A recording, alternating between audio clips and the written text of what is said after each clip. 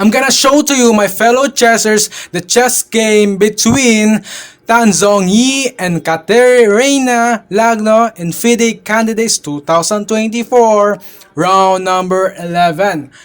So let's begin on knight f3. Uy, ready opening, my fellow chessers. So g5, g3, knight f6, bishop g2. Ooh, king's fianchetto, opening Indian defense. So e6, and then castles kingside, bishop e7, d4, castles kingside, and then knight bd2 transpose in Indian game, knight's variation, my fellow chessers. So let's continue on knight bd2, c5, d takes c5, bishop takes c5, and then c4, knight c6, e3, b6, b3, bishop b7, bishop b2, d takes c4, knight takes c4, queen e7, bishop g5, e5, knight e4 mistake.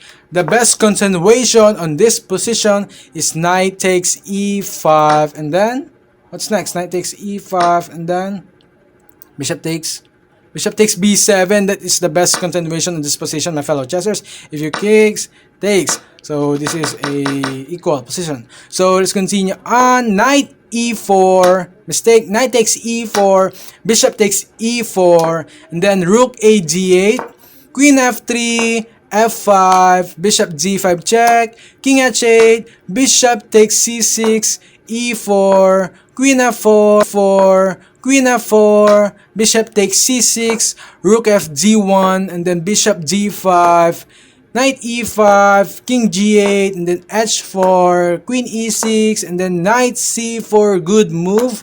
Then bishop e7, rook a c1, h6, queen c7, b5, knight e5, and then bishop f6, and then rook c5 mistake.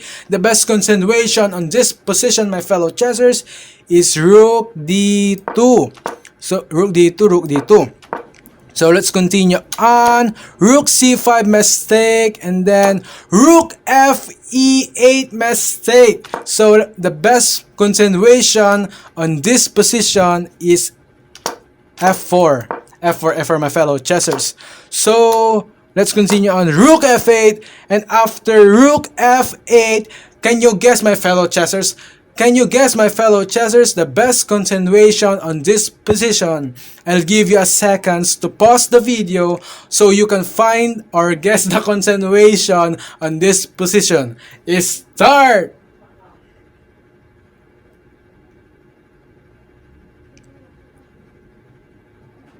Congratulations to those who got and not. The best position on this position, the best continuation on this position is rook takes b5. Rook takes b5, brilliant move. Rook takes b5, and then bishop takes b3, mistake of Kateryna Lagno. The best continuation on this position is f4, my fellow chessers. So let's continue on. Bishop takes b3, rook d8, good move. Rook d8, good move. Then bishop takes d8, queen takes a7, bishop d1, and then knight c6, bishop f6, attacking the bishop on b2, and then bishop takes f6, queen takes f6, and then queen d7, then bishop h5, rook takes h5, and then queen a1.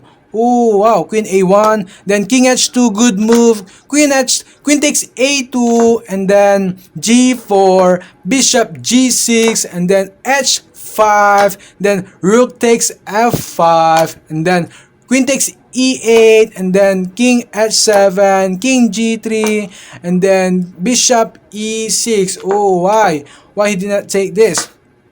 If you take, it is a perpetual draw, my fellow chessers. And then king h1, queen f1, that's the perpetual check, unstoppable check, and it will become a draw, my fellow chessers. So let's continue on.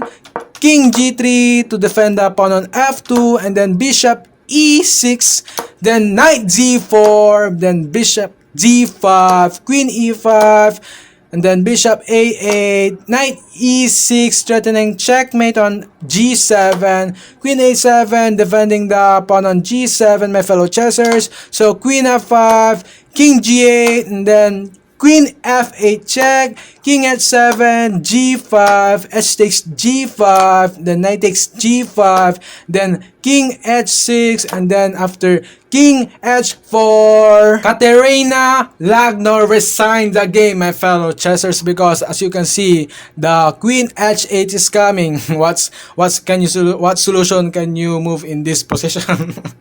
So this position based on computer engine, queen takes b8, then computer engine queen takes b8, then queen takes b8. That's the continuation of computer engine queen takes b8.